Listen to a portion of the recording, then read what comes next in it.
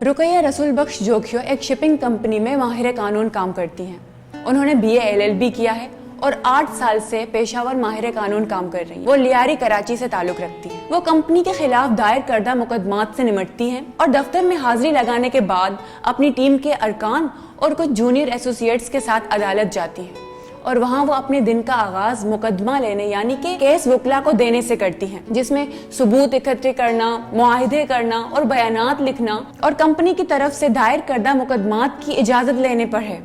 Company کا بنیادی کام کھانا پکانے کی تیل کی بین الاقوامی نقل و حمل ہے۔ رقیہ کے کام میں زیادہ تر انشورنس کمپنی کے دعووں کا دفاع کرنا شامل ہے۔ ایک شپنگ کمپنی کی وکیل ہونے کے ناطے ان کے پاس روزمرہ نپٹانے کے لیے بہت زیادہ کیسز ہوتے ہیں بنسبت ان کے جو کہ فیملی کیسز نپٹاتے ہیں، اور وہ اور ان کے ساتھی دن میں تقریباً 3 سے 50 کیسز نپٹا لیتے ہیں۔ انہوں نے کراچی کے لا اسکول سے گریجویشن کیا اور آزاد وکیل بننے کے لیے فعال کسی وکیل کے ساتھ کام کرنا ضروری تھا، لہٰذا انہوں نے 3 سال تک کام کیا اور پھر لا فرم میں ملازمت اختیار کر لی، اور پھر جوناگڑھ لا ایسوسیٹس میں انہوں نے شمولیت اختیار کر لی، جہاں پر وہ مختلف مقدمات سے نمٹ رہے تھے۔ انہوں نے 2017 میں اسسٹنٹ لیگل ایڈوائزر کے طور پر شپنگ کمپنی میں کام کرنا شروع کیا۔ 2019 میں اسی شپنگ کمپنی میں ان کو بطور قانونی مشیر ترقی دی گئی۔ انہوں نے پرائمری تعلیم لیاری کے قادری اسکول سے حاصل کی اور پھر مڈل اور میٹرک جو ہے وہ انہوں نے اوکھائی میمن اسکول سے حاصل کی۔ رونق اسلام کالج سے انہوں نے انٹرمیڈیٹ اور BA کیا، جس کے بعد انہوں نے SM لا کالج سے 3 سال کا LLB کیا۔ رقیہ کے بڑے بھائی کراچی میں ایک ایسے خاندان کے ساتھ کام کر رہے تھے جن کی 3 لڑکیاں بطور وکیل کام کر رہی تھیں۔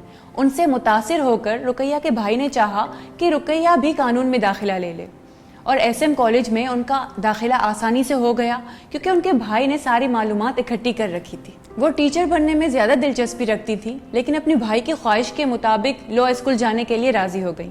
شروع میں کچھ مسائل پیش آئے، خاص طور پر یہ کہ وہ پریکٹس کس طرح کریں گی، اور پریکٹس کے لیے انہوں نے خاتون وکیل کو زیادہ ترجیح دی، لہٰذا ان کے دوست نے ان کو خاتون وکیل کی فرم میں شامل ہونے کا مشورہ دیا اور خاتون وکیل نے ان کی معاونت کی اور ان کو لائسنس مل گیا۔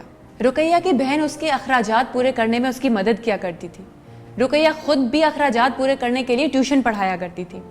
لائسنس ملنے کے بعد وہ پریکٹس کے لیے سٹی کورٹ پیدل جایا کرتی تھی اور گھر سے سٹی کورٹ وہ 30 منٹ میں جایا کرتی تھی۔ بھائی سہارے کے لیے ساتھ ہوتے تھے، واپسی میں وہ بس میں آیا کرتی تھی اور گھر تک وہ 10 منٹ پیدل چلا کرتی تھی۔ ان کے پاس اتنی طاقت ہے کہ وہ ہمیشہ اپنے ہدف پورے کرتی ہیں۔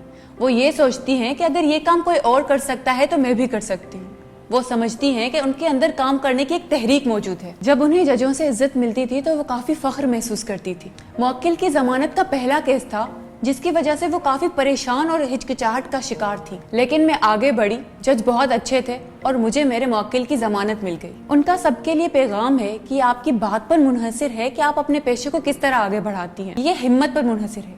یہ ایک اچھا پیشہ ہے، لیکن اگر آپ اس میں آگے بڑھنا چاہتی ہیں تو آپ کو بغیر معاوضے کے بھی کام کرنا پڑے گا۔ میں ہمیشہ لڑکیوں کو قانون میں داخلہ لینے اور کیریئر بنانے کا مشورہ دیتی ہوں۔